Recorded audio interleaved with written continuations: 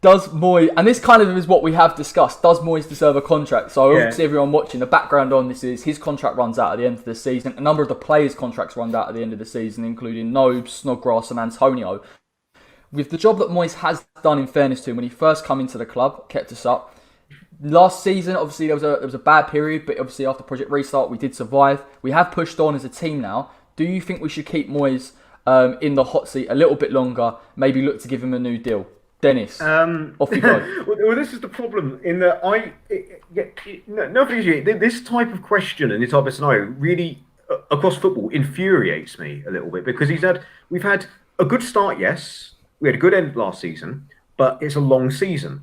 Now, we could talk about give him a new contract now, but then I'm not saying we will. I don't want to be negative Nigel, but if we lose every game between now and Christmas, people will be baying for his blood again. Dithering Dave with his subs.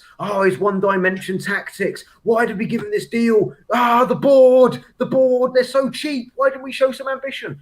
Wait a bit, is what I'm saying. He on current form, absolutely, he would deserve a new contract, and even if it goes awry a little bit. But then we pick up form later on. Of course, I think he deserves a new contract. But to talk about giving him a new contract right now, we've had 4 good games. Arsenal was a good performance. We had 4 good results. Let's not get ahead of ourselves. Exactly. That is exactly what I'm about to say. Pretty much. I think he's hacked into my notes. No shoesies, no shoes. Yeah, is that look? We should be if we're in a similar situation come February, March, absolutely, because the one consistent thing the board have always done, they have always looked at contracts at the end of the season, and there's always a risk that the manager, with a bit of uncertainty, he could get an offer from somewhere else that's need a new manager somewhere, or he could get offered the Celtic job or something, I don't know. And be like, actually, by the time we come round to offer the contract in May, he goes, "Hey, ta-ra, I'm off." And then we're stuck with nobody. Because I remember when we were flying under Sam Allardyce, we were 3rd at Christmas. Sullivan was on Soccer AM giving it the big one about, if we get Champions League football, we might give him a contract in April. And it's like that sort of mentality is a bit like if we'd carried on our winning streak and we're still challenging for Europe, I'd have been sitting Allardyce down at February.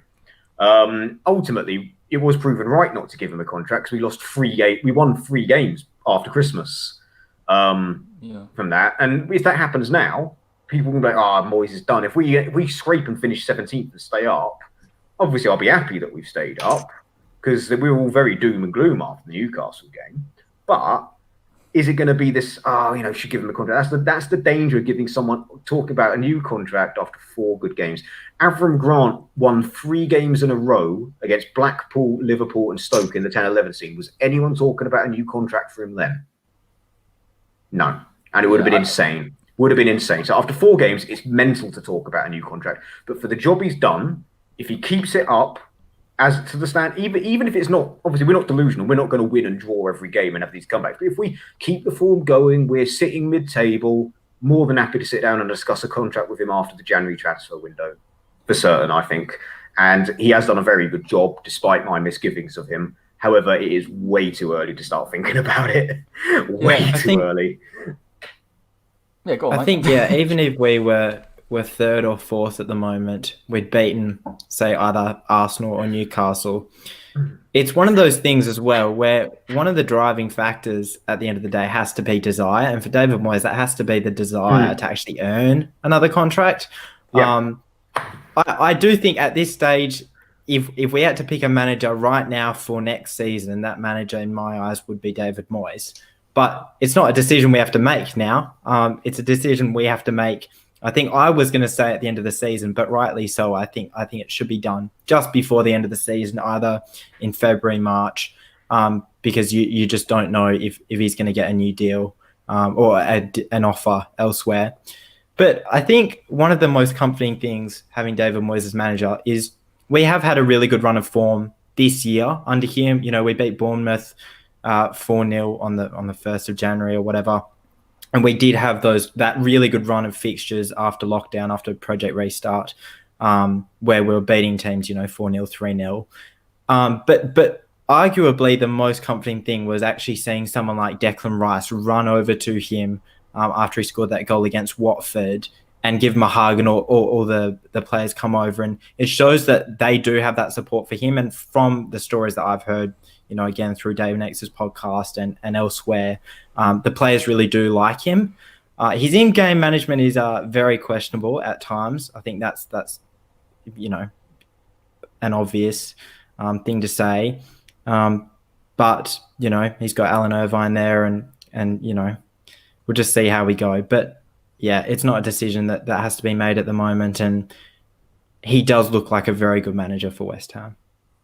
I think the thing that he does offer, and you've touched on it, is the fact that the players are playing for him, and that's a huge asset to have at this time. And it could be a bit of a bargaining chip where if you can keep hold of Moyes, does all of a sudden the players say, well, actually, we want to stay at West Ham and we want to build something, and it's something that West Ham don't have because of the ownership, because of the infrastructure. Everything's very, very short term.